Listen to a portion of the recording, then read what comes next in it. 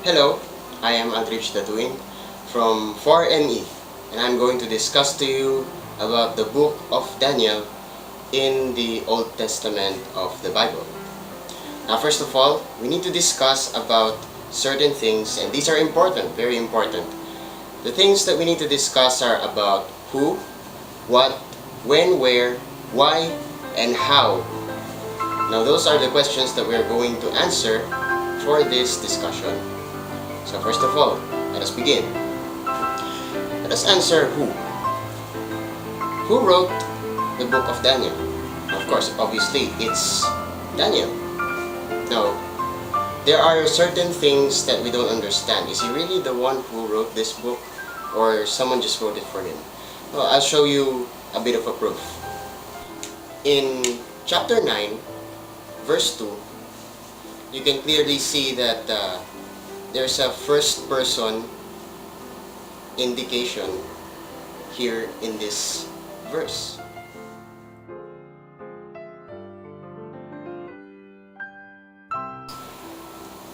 And of course, here in this chapter 10 verse 2, it's another first person.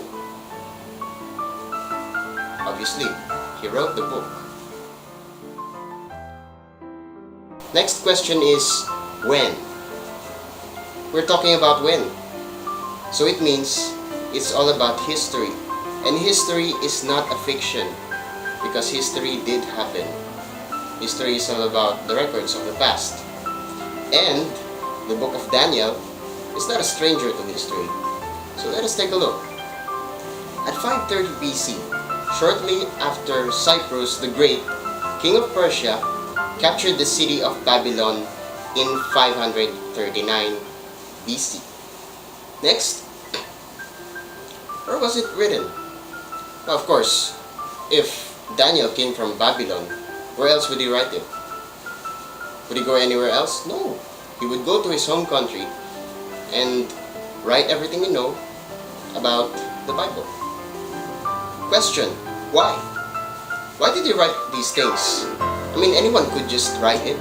Anyone could just forget about it and don't even care about it. I mean, why? Why write it? It's like a prophecy. God wanted Daniel to tell people about his miracles, about things, about symbols, etc., etc. Now, of course, God does want that to happen. So he made Daniel write the book, and he made it prophetic, meaning there are meanings for different kind of things. For example, the writing on the wall, where it is stated in the book of Daniel. Next is how. How is the book written? Well, obviously there are no computers, there are no laptops, there are no high-tech gadgets to help them, not even a typewriter. So of course, they're going to take it seriously. They're going to do it by hand. What is the book all about?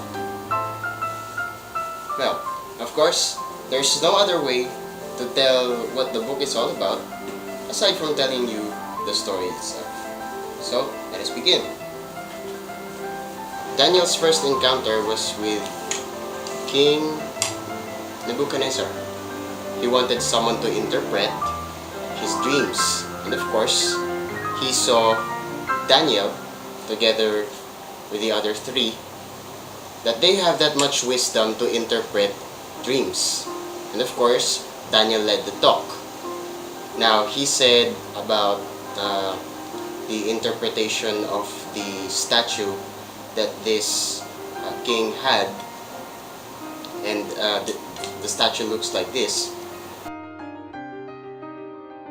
He said that, my king, the statue means your kingdom, and it represents your kingdom. It is made out of gold, silver, and clay, which is deteriorating over time, and rock does not. Rock represents the foundation of your kingdom, and it means that if the foundation of your kingdom is strong enough, it should last for a long time.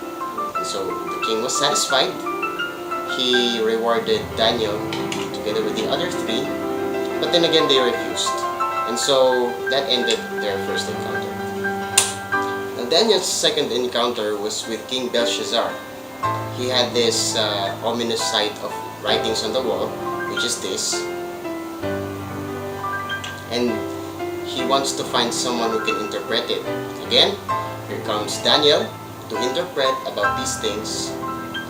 And he was able to do so.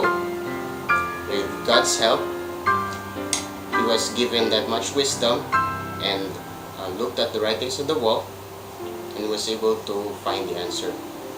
He said, "My king, those writings meant that your kingdom has already counted number of days, which means that your kingdom will not last very long." And so the king was relieved to know that the only meaning that those writings on the wall was that of what Daniel said. And he said, okay, so if that is what it meant, let's just forget about it. And after all, nothing lasts forever in this world, so he just let go of Daniel, and that ended their encounter. Now, the next encounter was with King Darius. Now, King Darius issued an order to his kingdom. He said that no one will worship other gods aside from the things that I have created. And of course, here is Daniel, who's been seen by King Darius not worshiping the things that he made. And so it made him mad. He questioned Daniel's faith. What are you doing? You should be worshiping the things that I have created. And so as your punishment, I will place you at the den of the lions. Daniel was placed at the den of the lions. And of course, he was startled about the things that could happen to him. But the Lord, this time, did not give him the wisdom but protection. Angel was protecting him. That's why these lions do not feed him. King Darius was surprised about the things that happened, so he just let go of Daniel. Daniel's final encounter was with himself. He had this awful dream about the apocalypse. He prayed to God, and God did not give him the wisdom to know about the meaning of these things. What God gave him was an angel to tell him about those things. Now, the angel just said to live your life to the fullest and to live your life in a good way. And so, with that in mind, the angel just told Daniel to continue whatever you're doing until a promised day. And so, Daniel was enlightened. He continued to be a prophet to other people, and continued to interpret other things and to be a man of wisdom for the society. And that ends Daniel's journey. What did I realize in this book?